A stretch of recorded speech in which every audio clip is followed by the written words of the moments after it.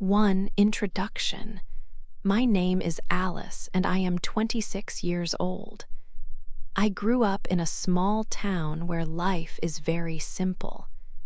In my town, everyone knows everyone. When I walk down the street, people say hello and call me by my name. They know my parents and my grandparents. The houses are old and the roads are quiet. It is a peaceful place, but sometimes it feels too quiet for me. My family was poor. We did not have a lot of money, but we had enough. My father worked in the fields, and my mother cleaned houses for richer families. Our own house was small, but it was our home.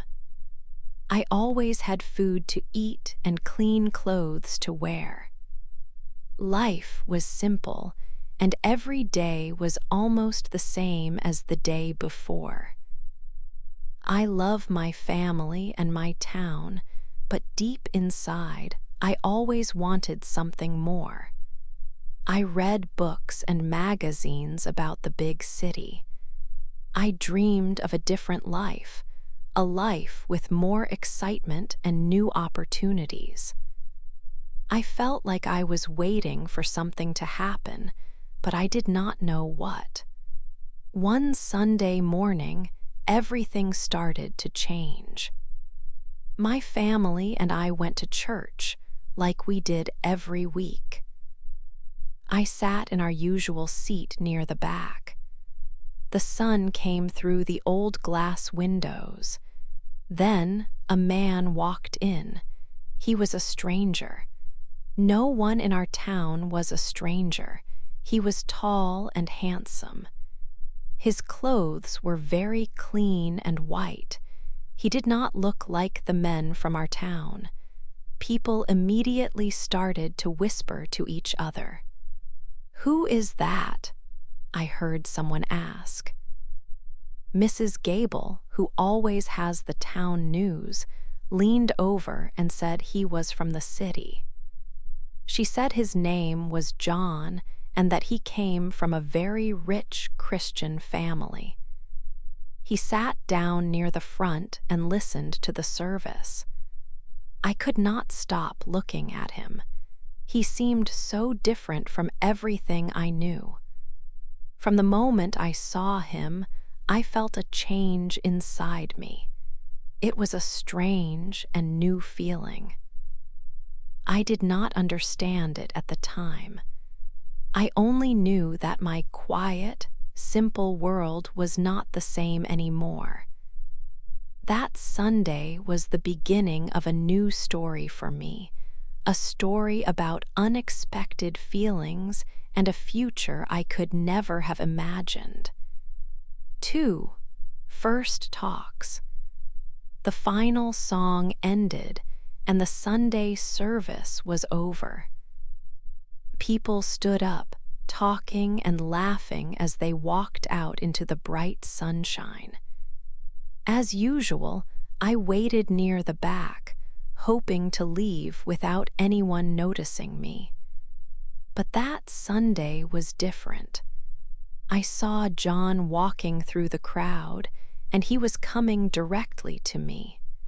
My hands felt cold, and my heart started to beat very fast. He stopped in front of me and smiled. It was a kind smile that made his eyes look bright. "Hello," he said. His voice was not loud, but it was clear and strong. "I am John." I could only whisper my name. "I'm Alice." He did not seem to notice that I was nervous. He started to ask me questions. He asked about my family and why I had lived in the same small town my whole life. Then he looked at me seriously and asked, "What are your dreams, Alice? What do you hope for?" I was so surprised. No one ever cared about my dreams before. Most people in town only saw my poor clothes and my quiet manner. I looked down at my old shoes. I want more from life, I said, my voice very soft. I want to see the world outside this town, but I have no way to do that. My family does not have money for big dreams. I expected him to say something polite and walk away. Instead, he nodded slowly, like he understood everything. Alice, he said gently, maybe God has a plan for you. You should not lose hope. His words were simple, but they felt important. They stayed with me all week. After that day, our talks became a regular thing. Every Sunday, after the service, John would find me. We would stand by the old stone wall of the church and talk for a long time. He told me about books he read and the busy life in the city. I told him about the flowers in my small garden and the simple things that made me happy. I felt like he truly saw me, not just the girl everyone else saw. He saw the person inside. But our new friendship did not stay a secret. In a small town, everyone watches. Soon, the whispers started. When I walked to the shop, I heard women talking quietly. "She is getting too close to that rich man," one said. "A girl like her should be careful," another answered. Their words were like small, sharp stones. I felt them every time. I was happy to have a friend like John, but I was also scared. I did not know it then, but these whispers were just the beginning of our problems. 3. Secret promise. One Tuesday afternoon, the rain was falling hard on our small town. The sky was gray, and the streets were wet and empty.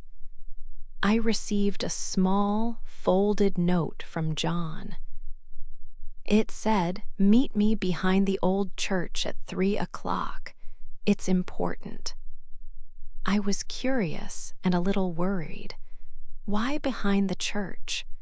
I took my old umbrella and walked through the rain. The old church stood at the edge of town, its stone walls dark from the water. John was waiting for me under a large tree. He was not wearing his usual clean, white Sunday clothes. He wore a simple dark coat. His face was very serious, and he did not smile when I arrived. He just watched me walk towards him. "Alice, thank you for coming," he said. His voice was low. He took my hand, and it felt warm in the cold air. "I need to tell you something, and I need to ask you something." I looked at him and waited. My heart started to feel heavy. "I love you, Alice," he said, his eyes looking straight into mine.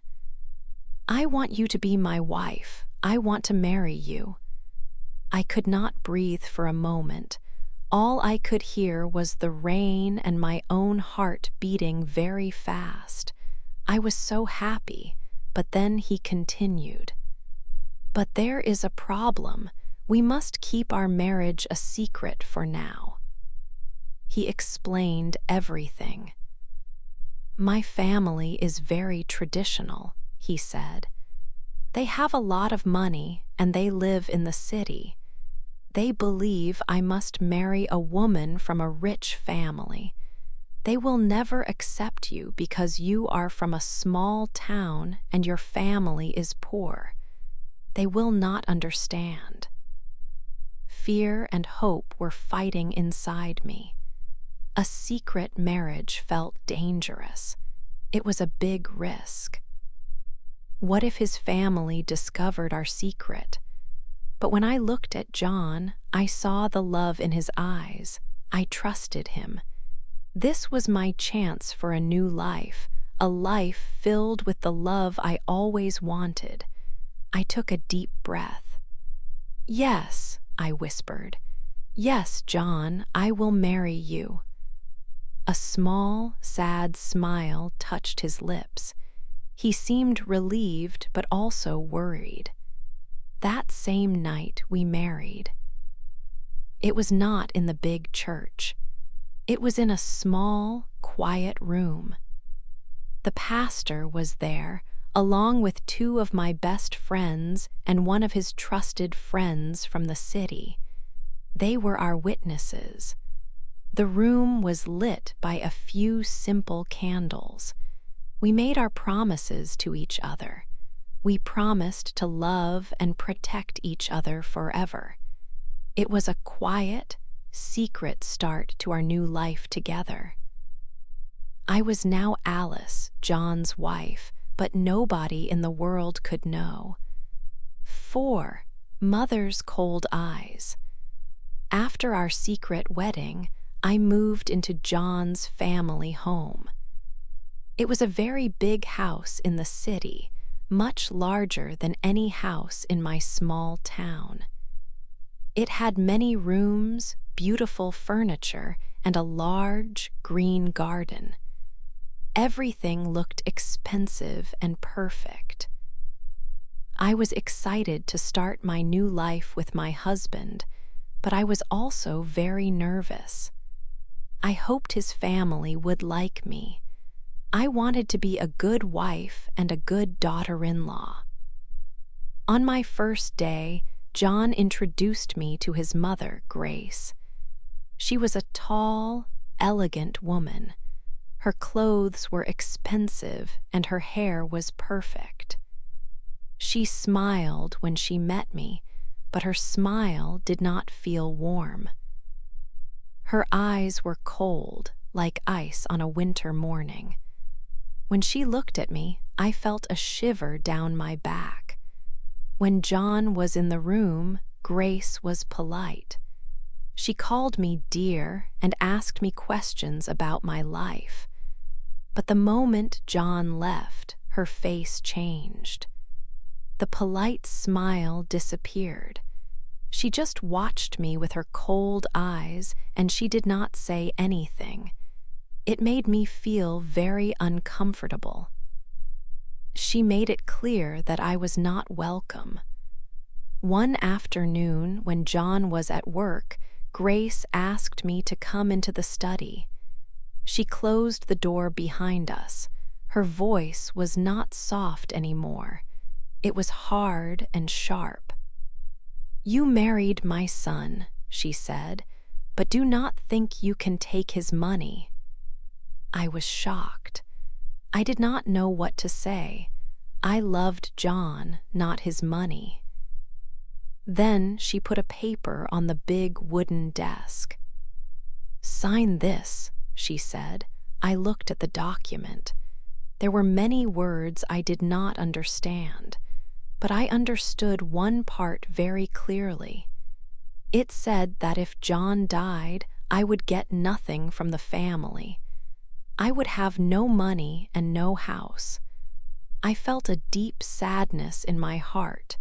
She did not see me as part of the family. She saw me as a problem. I did not want to cause trouble for John.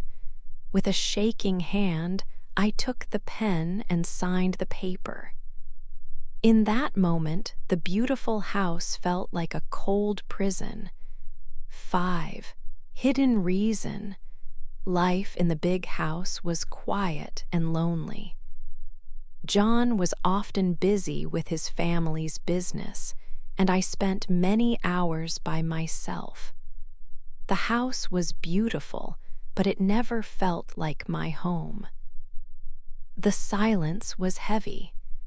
Every chair and every table felt like it belonged to someone else, not to me. Grace made sure I knew I was a guest, not part of the family.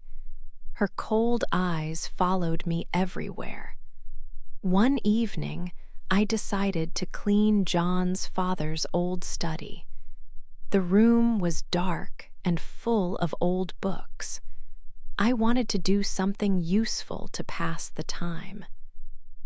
The air in the study was still and smelled of old paper and wood. I started to dust the large, polished desk.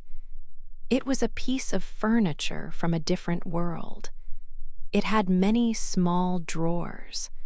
I opened one of them carefully. It made a quiet sound in the silent room. Inside, under some old papers, I saw a yellow envelope. It was hidden at the very back. The envelope looked very old and the paper was soft with age. My heart started to beat faster. I did not know why, but I felt I needed to see what was inside. I took the letter out of the drawer. My hands were shaking a little as I opened the thin envelope. The letter was from John's grandfather to John's father. It was about the family money, the inheritance. I read the words slowly. I had to read one sentence 2 times to understand it. The letter said that John must be married before his 30th birthday. If he was not married by that time, he would not get any of his father's money. The family fortune would go to someone else. His birthday was only a few months away. Suddenly, everything was clear. I finally understood why Grace was so cold. I remembered the paper she made me sign on my first day. The paper that said I would get nothing if John died. Grace needed John to have a wife so he could get the inheritance. But she did not want a poor girl like me to have any of the money. I was just a key to unlock the family's fortune. I felt like an actor in a play, but I did not know my lines. Grace's plan was perfect for her. She protected the family's wealth and got the inheritance for her son. My feelings did not matter to her. My love for John did not matter at all. I sat down in the big leather chair. I felt cold and used. Was our marriage just part of a plan? Did John marry me only for the money? The pain was sharp in my chest. I wanted to run away and go back to my simple, honest life. But then I thought about John. I remembered his kind smile and his soft voice. When he looked at me, I felt he saw my heart, not my poor clothes. A small part of me still believed that he truly loved me. I decided not to tell him about the letter. Not yet. I needed to wait and see. I held onto that small hope that our love was real, a single light in this dark, confusing house. 6 City Whispers. After I found the letter, the big house felt different. It was still a beautiful place, but it did not feel like a home. It felt colder, and I felt more alone than ever. Soon, I started to hear new whispers. These whispers were not from my small town, they came from the city. I heard them when I went to the market. The servants in the house also talked quietly when they thought I was not listening. The words were always about John and another woman. People said that John was engaged before he met me. They said the woman was from a very rich family, a family as important as his. The whispers said she was beautiful and elegant, and that she still wanted him. They believed she was just waiting for him to leave me. Every time I heard these stories, my heart felt heavy. The secret about the inheritance was already a difficult truth. Now, these rumors made my insecurity grow. I started to ask myself questions. Was I just a temporary wife for John? Did he marry me only to get his money? Maybe he planned to return to his old life after his 30th birthday. The thought was terrible, but it stayed in my mind. One evening, we went to the church for the weekly service. When we came outside, a woman was waiting near the main gate. She was very well dressed, and she looked confident. She looked directly at me.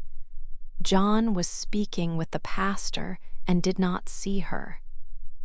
The woman walked over to me. She had a smile on her face, but her eyes were not friendly. "You must be Alice," she said. Her voice was soft, but her words were sharp. I could only nod. "Enjoy your time, Alice," she continued, her smile growing wider. "He will come back to me. He always does." Then she turned and walked away into the evening crowd. I stood there and I could not move. My hands were shaking. When John came to my side, he asked if I was all right because I looked pale. I told him I was just tired. I did not tell him about the woman or what she said. I was too afraid to ask him if her words were true. That night, the fear stayed with me.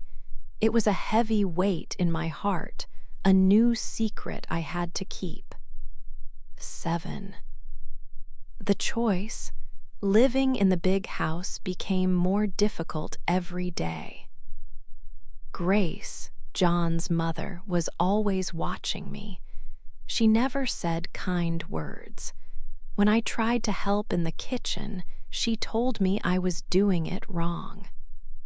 When I wore a nice dress, she said it was not for a girl like me. Her words were quiet but sharp, and they made me feel small. I started to believe that I was not good enough for John or his family.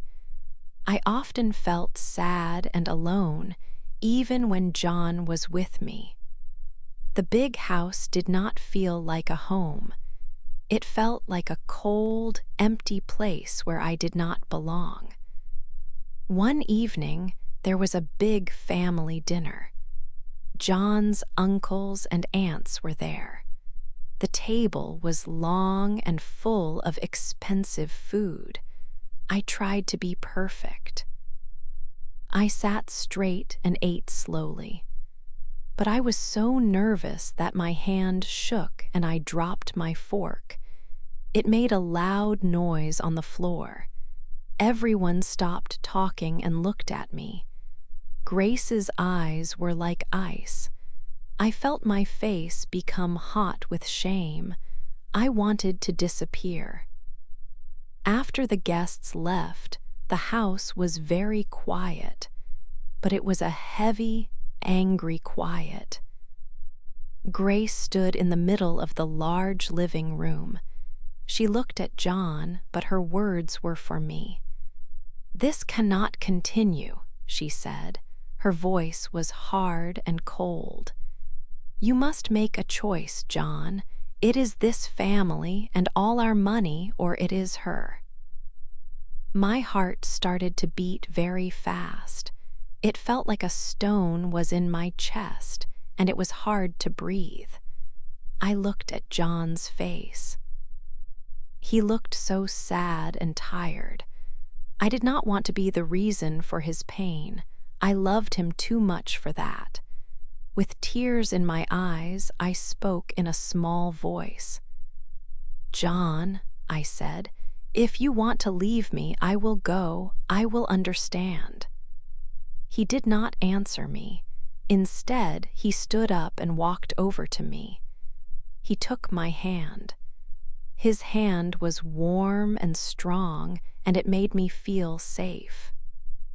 He turned to his mother, his eyes clear and certain. "I choose Alice," he said. His voice was not loud, but it filled the entire room. "I will always choose Alice." That night we left. We packed only one small bag with our clothes. We walked out of the front door and did not look back. We were leaving the big house, the money, and the anger behind. We had nothing, but we had each other. And for the first time in a long time, I felt free. 8. New beginnings. We found a small apartment on a quiet street in the city. It was not big like John's family house, but it felt warm and safe. This was our home. The first few weeks were not easy. We did not have a lot of money, but we had each other. For the first time in a long time, I felt completely free. There were no cold eyes watching me and no whispers in big, empty rooms. It was just John and me, starting our new life together. John was a very hard worker. He did not have his family's money anymore, but he had good ideas and a strong will. He decided to start his own small business. He worked very long hours, from early in the morning until late at night. He was building something new from nothing, something that was only ours. I was so proud of him. I saw a different kind of strength in him now. This was not the strength of a rich man with an inheritance. It was the strength of a good man building a future with his own 2 hands. I also found a job in a little flower shop near our apartment. The shop was always full of beautiful colors and wonderful smells. My job was simple. I helped customers, arranged flowers in vases, and kept the shop clean. I loved my work. Every day, I was surrounded by beautiful, living things. It was a peaceful job, and it made me very happy. The owner was a kind woman, and she taught me many things about flowers. After work, I would walk home to our apartment feeling content. Our life was simple, but it was full. We did not have expensive things. We ate simple meals together every evening at our small kitchen table. We talked about our day and we laughed a lot. John's mother, Grace, never called us. She never spoke to me again, and I was okay with that. Her silence did not hurt me anymore. I did not need her approval to be happy. I had John's love, and that was everything I needed. Every night before we slept, we prayed together. It became our special ritual. We held hands and thanked God for our home, our jobs, and for each other. This quiet time made our connection stronger than ever. In those peaceful moments, I understood what true love was. It was not the big house or the family fortune. It was not about where you came from. True love was the feeling of safety I had with John. It was in the way he looked at me, with so much love in his eyes. He made me feel like I was his whole world. And he was my whole world, too. Our new beginning was better than any rich life I could imagine.